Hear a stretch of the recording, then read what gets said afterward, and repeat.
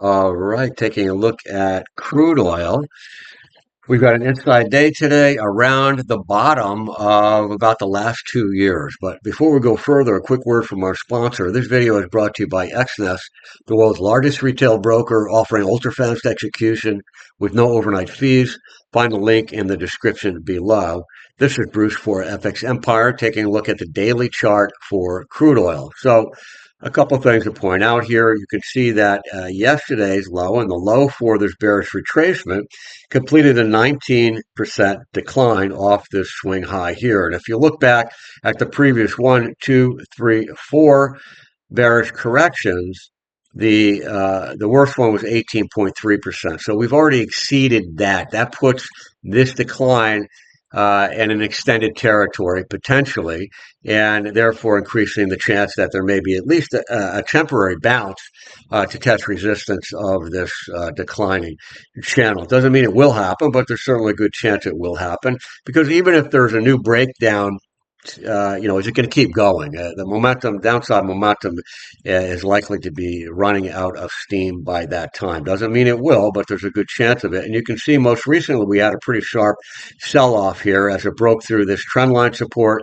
through this horizontal support, potential horizontal support, and all the way down, and actually undercut this previous low here from September, which is 65.65. Yesterday's low 65.40.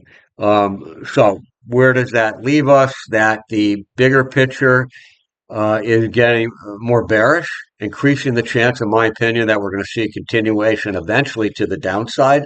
However, in the short term, I think there's a better chance of a bounce up to test resistance. The high of today, which is the high of an inside day, can be used as a signal. 67.25 as a rally above that shows strength, and we'll likely see a bounce into this potential resistance zone around 68.82, which is a combination of this interim swing low here, this prior trend low here, and this uptrend line. And then depending on when it's reached, it could also, this downtrend line may also come into play. And then the more significant 20 moving average up here at 70.61, and it continues to fall, is now, you can see it's now moving parallel with the trend line, which is great.